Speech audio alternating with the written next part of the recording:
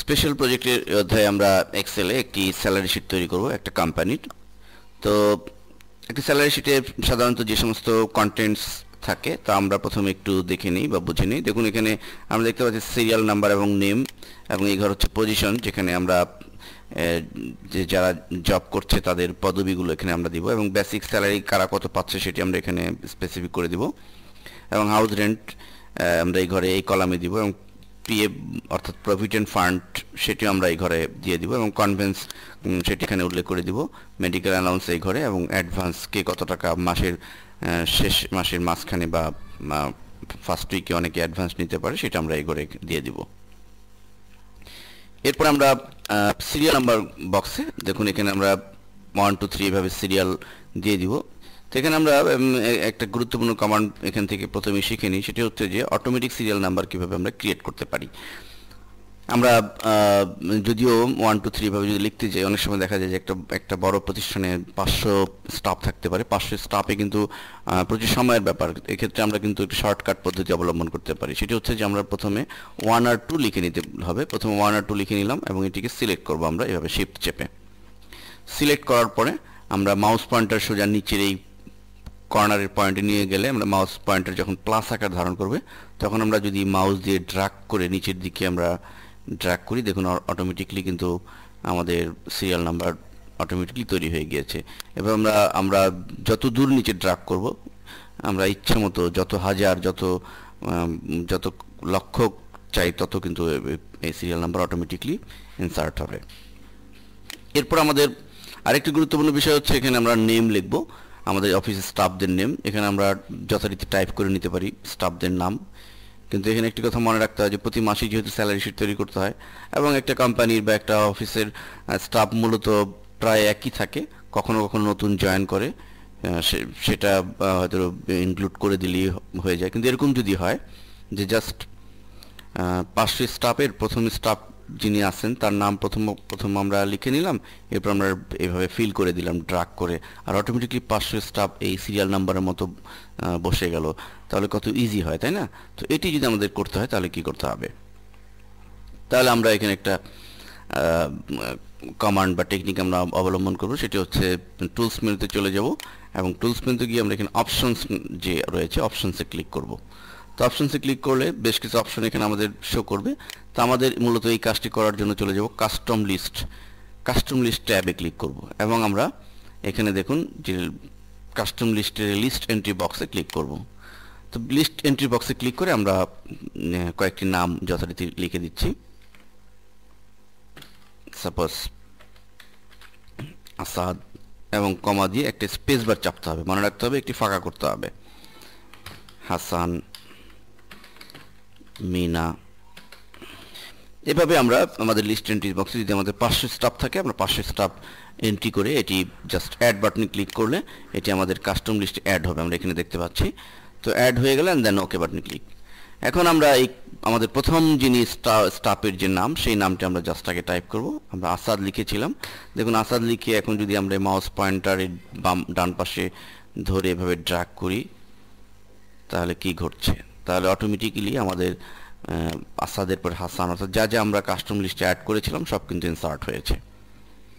তো মূলত আমরা যদি এভাবে কাস্টম লিস্টের নামগুলো যে নামগুলো আমাদের প্রতি মাসেই ইউজ করতে হচ্ছে সেই নামগুলো যদি আমরা কাস্টম লিস্টে ইনক্লুড করে রাখি তাহলে প্রতি মাসে আমাদের কিন্তু নতুন করে ডেটা এন্ট্রি বা টাইপ করতে হচ্ছে না। আমরা জাস্ট প্রথম নামটি লিখে ড্র্যাগ করলে কিন্তু সবগুলো নাম অটো পেয়ে যাচ্ছে। এই ফ্যাসিলিটিসটি কিন্তু আমাদের এক্সেল দিচ্ছে। তো এরপর আমাদের যে কাজটি করতে হবে আমরা পজিশন বক্সে ম্যানেজার, অফিসার, ক্লার্ক এভাবে লিখে নিব, এবং বেসিক ঘরে আমরা বেসিক স্যালারি এভাবে লিখে দিব। এরপর আমাদের হাউস রেন্ট আমাদের বসাতে হবে। এখানে আমাদের মনে রাখতে হবে যে হাউস রেন্ট নির্দিষ্ট করা থাকে প্রত্যেকের স্যালারি বেসিক স্যালারির উপরে।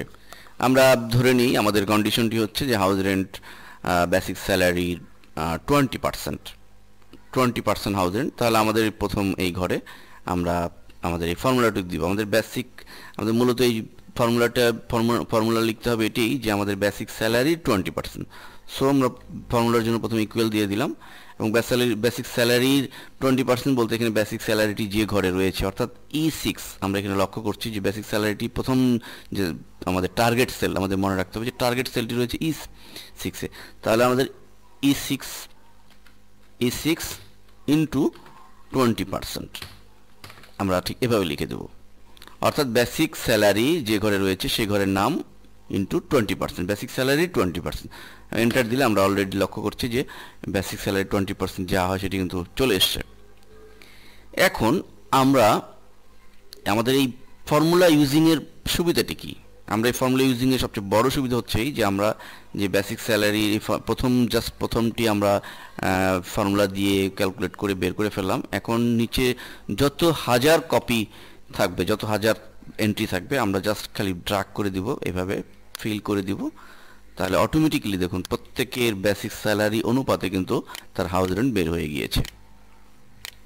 এবং একইভাবে পিএফও একই ব্যাপার, আমাদের বেসিক স্যালারির সাপোজ ধরে নিই 5%, তাহলে আমরা ঠিক একইভাবে লিখে দিব যে 6 ইন্টু 5%। এবং একইভাবে আমরা যদি ফিল করে দিই তাহলে সেটি চলে এসছে। এবং এরপর আমরা এখানে ক্লিক করে আমরা কনভেন্স সাপোজ প্রত্যেকের 100 টাকা ধরে নিই প্রতিদিন, তা আমরা এভাবে ড্র্যাগ করে আমরা এবং মেডিকেল অ্যালাউন্স আমাদের একইভাবে ধরে নিই প্রত্যেকের 200 টাকা এবং এটা পার্সেন্টেজও হতে পারে, তো আমরা এভাবে ড্র্যাগ করে দিলাম। এরপর আমাদের অ্যাডভান্স রয়েছে, তো মূলত আমরা জানি যে অ্যাডভান্স সবাই নেয় না। সাপোজ আমরা এখান থেকে দেখে নিই যে অ্যাডভান্স দুই ব্যক্তি অ্যাডভান্স নিয়েছে, সাপোজ কালাম এবং মাসুদ। তো কালাম এবং মাসুদ অ্যাডভান্স নিয়েছে, তো কালাম এখানে সাপোজ সে 1000 টাকা অ্যাডভান্স নিয়েছে মাসের মাঝখানে দ্বিতীয় সপ্তাহে, এবং মাসুদ এখানে 2000 টাকা অ্যাডভান্স নিয়েছে।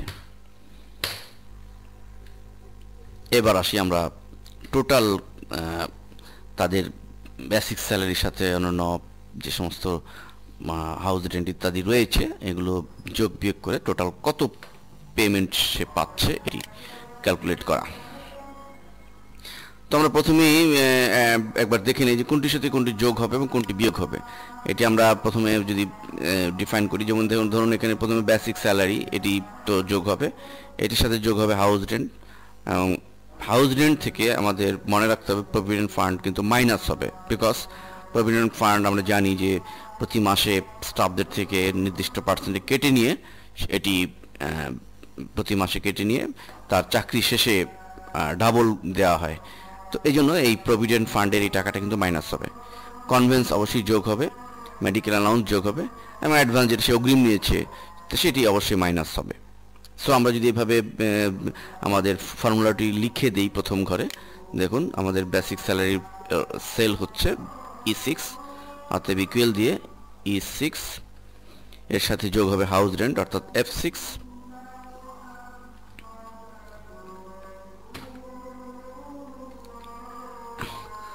এবং প্রভিডেন্ট ফান্ড মাইনাস হবে, মাইনাস যেহেতু হবে তাহলে মাইনাস G6, কনভেন্স যোগ হবে অর্থাৎ প্লাস A6, মেডিকেল অ্যালাউন্স যোগ হবে সো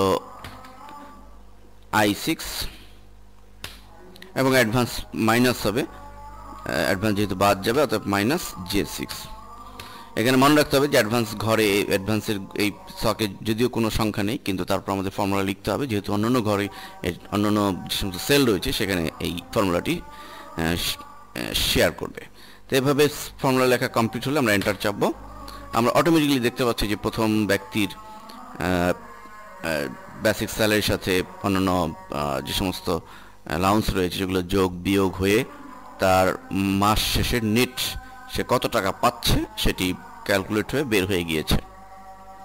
এবং আমাদের সবচেয়ে বড় যে সুবিধাটি আমরা এখন পাচ্ছি, আমরা জাস্ট এই প্রথম যে এটি ক্যালকুলেট করে বের করেছি, আমরা যদি এখন মাউস এই কর্নারে চেপে ফিল করে দিই নিচের দিকে ড্র্যাগ করে, তাহলে কিন্তু অন্যান্য সমস্ত স্টাফের কয়েক হাজার স্টাফও যদি থাকে তাহলে তার সব কিছু যোগ বিয়োগে অটোমেটিকলি তার নেট যে পেমেন্ট, নেট যে স্যালারি সেটি কিন্তু অলরেডি এখানে বের হয়ে গিয়েছে। তো মূলত এভাবে আমরা যে কোনো স্যালারি শিট, এখানে স্যালারি এক এক কোম্পানির ক্যাটাগরি অনুযায়ী তার অন্যান্য বিষয় আসতে পারে, সেগুলো আমরা একইভাবে ক্যালকুলেট করে নিতে পারি। অনেক সময় ট্যাক্স আসতে পারে, ট্যাক্স, ইনকাম ট্যাক্স, সেটি মাইনাস হয়ে যায়। তো অথবা ফর্মুলা ইউজিং, ইফ ফাংশনের ইউজিং আসতে পারে, সেগুলো আমরা আমাদের আমরা যেভাবে ফর্মুলা শিখেছি সেই আলোকে সেগুলো আমরা ক্যালকুলেট করে বের করে ফেলতে পারবো। তো এভাবে আমরা স্যালারি শিটটি কমপ্লিট করব। ধন্যবাদ।